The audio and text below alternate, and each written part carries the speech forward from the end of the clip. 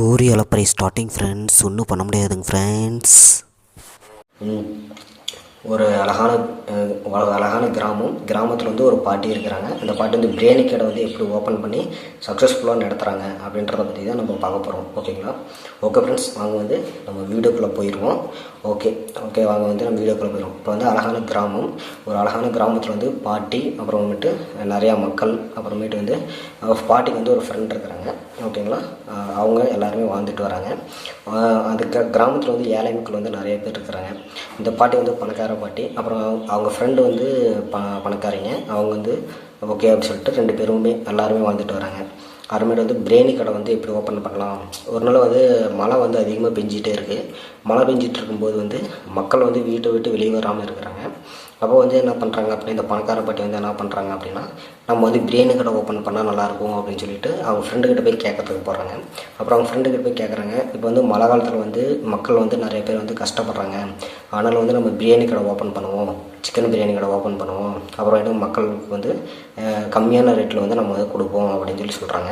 அப்படின்னு சொல்லி சொன்னோடனே சரி அப்படின்னு சொல்லிட்டு அவங்க ஃப்ரெண்டு வந்து என்ன சொல்கிறாங்க அப்படின்னா, ஏன்னா நீ வந்து தேவையில்லாத வேலை பண்ணுற, உனக்கு வந்து வயசாகிடுச்சு இல்லை, நீ வந்து அந்த மாதிரி பண்ண வேணாம் அப்புறமேட்டு வந்து அப்படி சொல்லி சொல்கிறாங்க. அப்புறமேட்டு வந்து இல்லை, நம்ம வந்து மக்களுக்கு வந்து உதவி செய்யணும் அப்படின்னு சொல்லி சொல்கிறாங்க. சரி, நானும் உனக்கு வந்து ஹெல்ப் பண்ணுறேன் அப்படின்ட்டு அவங்களோட ஃப்ரெண்டும் அந்த பாட்டியும் சேர்ந்து வந்து பிரியாணி கடை ஓப்பன் பண்ணுறாங்க. ஒரு 2 நாள் பிரியாணி கடை போடுறாங்க. 2 நாள் போட்டோன்னே பிரியாணி கடை வந்து ஓடவே இல்லை. ஏன்னா மக்கள் வந்து வீட்டை விட்டு வெளியே வர முடியாத அளவுக்கு மழை பெஞ்சிட்ருக்கு. அதனால் வந்து அவங்க வந்து பிரியாணி கடை வந்து ஓடல.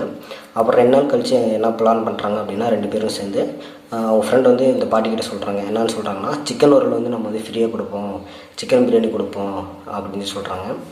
அப்புறமேட்டு வந்து அந்த பாட்டி யோசிக்கிறாங்க. சரி அப்படின்னு சொல்லிட்டு கொடுக்குறாங்க. அப்புறமேட்டு வந்து மக்கள்கிட்ட போய் சொல்லலாம், இது வந்து நான் வந்து ஒரு பிரியாணி கடை ஓப்பன் பண்ண போகிறேன், ஒரு பிரியாணி வாங்கினா சிக்கன் வறுவல் வந்து ஃப்ரீ அப்படின்னு சொல்ல போகிறேன் அப்படின்னு சொல்கிறாங்க. சரி அப்படின்னு சொல்லிட்டு வீட்டுக்கு போய் எல்லாருக்கிட்டுமே சொல்கிறாங்க. சொன்ன உடனே அவங்க வந்து சரி ஓகே நாங்கள் வந்து வாங்கிக்கிறோம் அப்படின்ட்டு சொல்கிறாங்க. அப்புறமேட்டு வந்து மழையிலே வந்து அவங்க பிரியாணியும் சிக்கன் வறுவலும் ரெடி பண்ணுறாங்க. ரெடி பண்ணிவிட்டு அப்புறமேட்டு வந்து கொஞ்சம் கொஞ்சமாக மக்கள் வந்து வாங்க ஆரம்பிக்கிறாங்க. அப்படியே ஒரு 10 நாள் 20 நாள் ஆகுது. அப்படியே வந்து கடை வந்து அதிகமாக டெவலப்மெண்ட் ஆகுது.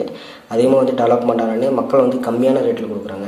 அந்த பாட்டு வந்து ஒரு பிரியாணி வந்து 10 ரூபா அப்படின்னு சொல்லிட்டு கொடுக்குறாங்க. அப்புறமேட்டு வந்து சிக்கன் வறுவல் வந்து ஃப்ரீயாக கொடுக்குறாங்க. அப்புறமேட்டு வந்து 10 ரூபாய்க்கு பிரியாணி கிடைக்குதான் அப்படின்னு சொல்லிட்டு வந்து நிறையா மக்கள் வந்து வாங்குறாங்க. இப்படியே வந்து அந்த பாட்டியோட கடை வந்து டெவலப்மெண்ட் ஆகிட்டே இருக்குது. அப்புறமேட்டு திடீர்னு வந்து ஒரு வெளிநாட்டிலேருந்து ஒரு பையன் வந்து வரான். அந்த பையன் வந்து இந்த பாட்டிக்கு வந்து பிரியாணி கடை வச்சுருக்குது. அவங்க வந்து சாப்பிட்றான். இது வந்து டேஸ்ட் நல்லா இருக்குது, நம்ம வந்து பிரியாணி கடை ஓப்பன் பண்ணுவோம், அப்போ தான் மக்கள் வந்து நம்மக்கிட்ட வருவாங்க அப்படின்னு சொல்லிட்டு அவன் வந்து சிக்கன் ரைஸ் கடை ஓப்பன் பண்ணலாம் அப்படின்னு சொல்லிட்டு சொல்கிறான். சிக்கன் ரைஸ் கடை ஓப்பன் பண்ணிவிட்டு அவன் கடையில் வந்து இப்போ கம்மியான ரேட்டில் வந்து இந்த பாட்டி விட கம்மியான ரேட்டில் 5 ரூபா சிக்கன் ரைஸ் அப்படின்னு சொல்லிட்டு இருக்கிறான். அப்புறம் 5 ரூபா சிக்கன் ரைஸ்னால் இப்போ மக்கள் வந்து நிறைய பேர் வாங்குவாங்கல்ல. அப்புறம் மழை காலம்லாம் முடிஞ்சதுக்கப்புறம் சிக்கன் ரைஸ் வாங்கலாம் அப்படின்னு சொல்லிட்டு வராங்க மக்கள் வந்து 5 ரூபா சிக்கன் ரைஸ் அப்படின்னு சொல்லுவானே, ஓகே நம்ம போய் வாங்கலாம் அப்படின்னு சொல்லிட்டு வாங்குறாங்க. அவங்க வந்து டேஸ்ட்டுக்காக நிறையா இது வந்து நிறையா மசாலா வந்து ஆட் பண்ணிகிட்டு இருந்தான். அப்புறமேட்டு ஆட் பண்ண உடனே அவங்க வந்து மக்கள் வந்து வாங்கி சாப்பிட்டுட்டே இருக்கிறாங்க. திடீர்னு வந்து மக்களுக்கு வயிற்று வலி வர ஆரம்பிக்குது. அப்புறமேட்டு வந்து மக்கள் வந்து யோசிக்க ஆரம்பிக்கிறாங்க, அந்த சிக்கன் ரைஸ் சாப்பிட்டனால தான் நமக்கு வந்து வயிற்று வலி வருது அப்படின்னு சொல்லிட்டு அப்புறம் சின்ன பிள்ளைங்களாம் சாப்பிட்டுன்னு அப்புறம் வாமிட் எடுக்கிறாங்க. அப்புறம் சரின்னு சொல்லிட்டு அப்புறம் ஒரு கொஞ்ச நாள் கழித்து அப்புறமேட்டு அந்த சிக்கன் ரைஸ் கேரனை வந்து நம்ம எப்படியாச்சும் ஃபாலோ பண்ணோம் அப்படின்னு சொல்லிட்டு ஒரு புது பையன் வந்து வரான், வெளிநாட்டிலேருந்து வரான். அந்த பையன் வந்து செக் பண்ணுறான், சிக்கன் ரைஸ் சாப்பிட்டுட்டே இருக்கான். அப்புறம் சாப்பிடும்போது அவன் கண்டுபிடிக்கிறான், உன்னோட சிக்கன் ரைஸில் வந்து மசாலா வந்து நிறையா இருக்குது, இது வந்து கெமிக்கல் ஆட் பண்ணுறியா அப்படின்னு சொல்லிட்டு அவன் கேட்குறான். இல்லை, நான் வந்து நல்லா குவாலிட்டியாக ஆட் பண்ணுறேன்னு சொல்கிறான். அப்புறமேட்டு சாப்பிட்ருக்கும்போது அந்த பையன் வந்து மயங்கி ஒரு மாதிரி நடிக்கிறான். அப்புறமேட்டு வந்து மக்கள் எல்லாருமே வந்து கூடினோடனே அவன் சிக்கன் ரைஸில் கலப்படம் பண்ணுறதே எல்லாருக்குமே தெரிஞ்சு போச்சு. அப்புறமேட்டு வந்து நீ சிக்கன் ரைஸ் இனிமேல் கடை வைக்கக்கூடாது, ஏன்னா ஒன்றாலும் நிறைய பேர் வந்து உடம்பு சரியில்லாமல் போகுது அப்படின்னு சொல்கிறாங்க. சரி அப்படின்னு சொல்லிட்டு நம்ம என்ன பண்ணுறது, அடுத்து பிளான் பண்ணலாம் அப்படின்னு சொல்லிட்டு அந்த பையன் ஓடிடுறான். அப்புறமேட்டு வந்து அந்த பாட்டியோட கடை வந்து ரொம்ப நாளாக நடக்கவே இல்லை.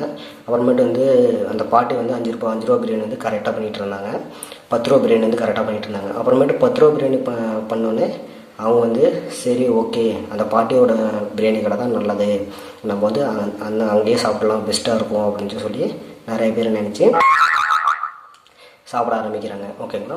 அப்புறமேட்டு சாப்பிட்டு முடிச்சுட்டு அப்புறமேட்டு எல்லாருமே அந்த பாட்டிக்கிட்ட சொல்கிறாங்க, உங்களோட கடை நல்லா இருக்குது, நாங்கள் வந்து அவசரப்பட்டு அங்கே சிக்கன் ரைஸ் கடைக்கு போயிட்டோம், நீங்கள் ஏன் இனிமேல் வந்து பிரியாணி கடை நடத்துங்க, நாங்களே வந்து வாங்கிக்கிறோம் அப்படின்னு சொல்லிட்டு மக்கள் எல்லாருமே சொல்கிறாங்க. இப்படி தான் வந்து இந்த பாட்டியோட பிரியாணி கடை வந்து சக்ஸஸ் ஆகும். ஓகேங்களா. சக்ஸஸ் ஆகிட்டு இருக்கோம். அப்புறமேட்டு வந்து சரி நான் மக்களுக்காக நான் நிறையா உதவி பண்ணுறேன் அப்படின்னு சொல்லிட்டு அப்புறமேட்டு வந்து அவங்க 5 ரூபா பிரியாணி போடுறாங்க. 5 ரூபா பிரியாணி போடுறாங்க. அதுவும் நல்லா ட்ரெண்டிங்காக ஓடிட்டு இருக்குது. ஓகேங்களா. இப்படி தான் வந்து அந்த பாட்டி வந்து பிரியாணி கடை வந்து ஓப்பன் பண்ணி நல்லா ஹாப்பியாக சந்தோஷமாக வாழ்ந்துட்டுருக்குறாங்க.